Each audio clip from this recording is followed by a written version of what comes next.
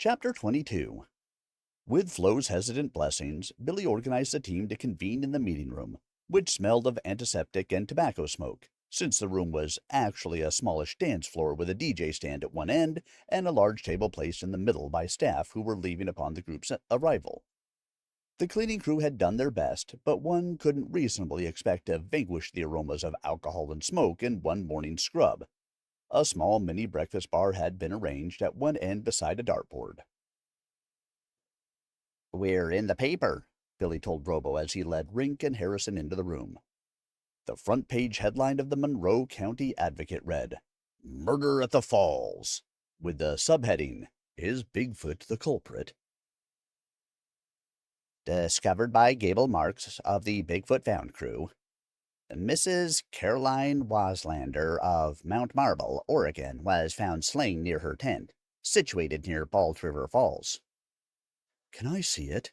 Rink asked, and Billy folded and tossed the paper across the table.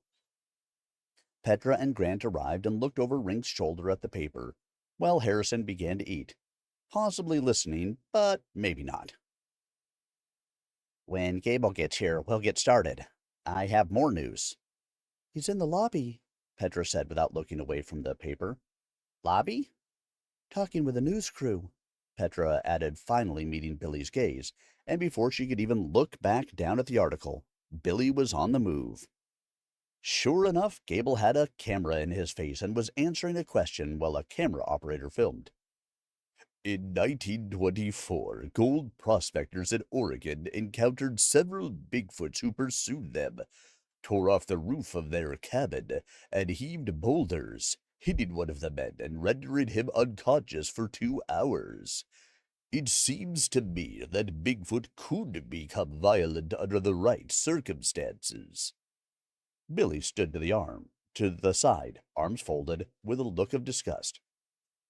"Mr. Marks," the reporter asked, "if a Bigfoot did this, is anyone safe?" "The chances that a Bigfoot did this are very remote. It would be completely out of character. This could be an extreme case of territorial violence. Or, if the Bigfoot had some physical change, like a brain tumor or something, that might be an explanation. Something like that might change the personality of a Bigfoot." Billy's expression spoke to Gable. "Could you excuse me?" Gable said. "I have a team meeting to attend." As they walked away and over his shoulder, Billy muttered, "A Bigfoot with a brain tumor?" "It could be an explanation. It's a possibility." Now alone in the hall, standing on a brush rug that Flo had bought where God only knew, the Muzak version of "With a Little Luck" bathing them from above, Billy spun around to face Gable. "Do you believe what you told them?" "I don't understand." "That it could be a Bigfoot." Gable didn't look away, but the skip in the response said he was considering his answer. "Anything is possible," Gable said. "It might not hurt ratings either." Billy couldn't bring himself to respond at first, but as he turned and opened the door for the other investigator, he replied, "Maybe I have a brain tumor right now." Gable didn't seem to be affected by the comment and strolled ahead into the room. "Gang, we have news," Billy announced, putting on a happy face but still letting out an audible breath of what might have been relief, but more than likely exasperation. "Ed wants us to stay. I'm thinking we're reporting on the events that have transpired. We have been instructed to get interviews and document on film as much of this as we can. Harrison, you finally have your chance to mingle with the locals." "Hooray for me," Harrison deadpanned. Petra had her camera and only a bare-bones assortment of basic equipment, allowing the entire team to fit into one large van.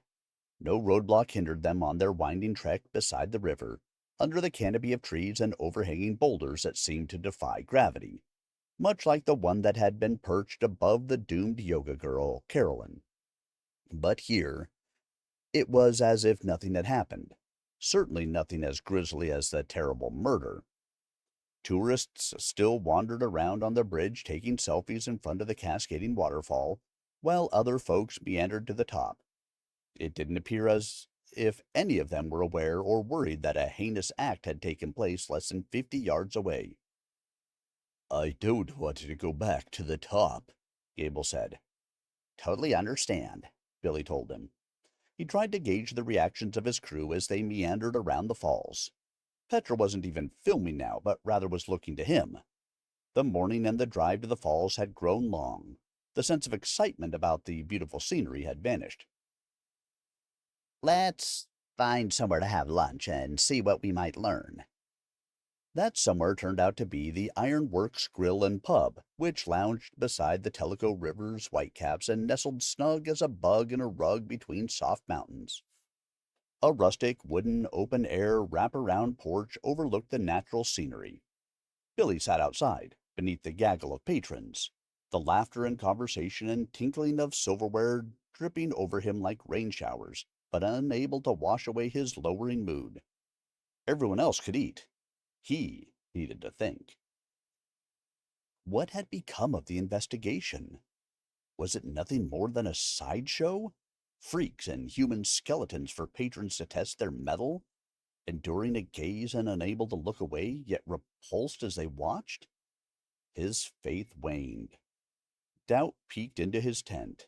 Billy wanted to crawl away. Inside, business was brisk.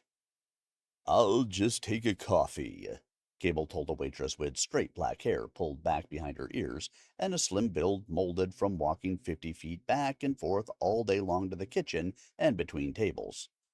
She froze as if someone spoke to her. You guys are from the Bigfoot team? Gable nodded and tried to look away. No, really, I love the show, she continued, and when Gable continued to ignore her comments, she finally wandered away toward the kitchen, maybe losing interest or confirming her thoughts about her least favorite character. It didn't matter one way or the other. Gable had difficulty enjoying being anywhere, and here was no different. He didn't enjoy smells, even the aroma in the room that was probably pleasing to most. The air held the fragrance of smoked beef and pork, which overlaid a yeasty smell of baking bread and a sweeter crust of apple pie. Somewhere cologne blended with the scent of cedar. Voices rose and fell in conversation, the unpleasant, jangling birds arguing over scraps, and chairs scraped along the hard floor. Gable had honed a skill, usually able to ascertain where people lived. He had always had a knack of judging certain things about people. That was a fact. Even if that something was derision at his obstinate behavior, he could ignore that. All the other information people admitted he stored away to use. The talent had served him well, and it was that ability that gave him clues now amid his aggravation. The serving staff, full of stock characters, had gathered in an excited huddle, and their furtive glances landed on Gable and the rest of the team. Some expectant clue hung in the air. He heard enough to encourage him to summon the team and Billy to leave. Something big was up in Madisonville. People are gathering at the courthouse, he yelled to Billy. The team followed him toward the van. We need to go. Billy looked bewildered, as if waking from a nap in falling darkness and not knowing what time it was. Somewhere, from the hidden recesses of his mind, the voice of his father swam to the surface, saying, "It's not all about you." They scrambled to the van, but they weren't the only ones going toward town. A line of National Guard helicopters appeared over the mountains, beating a deep thud, thud, thud as they clambered toward Madisonville. The team paused and watched them stream overhead. "This is about to get serious," Billy said.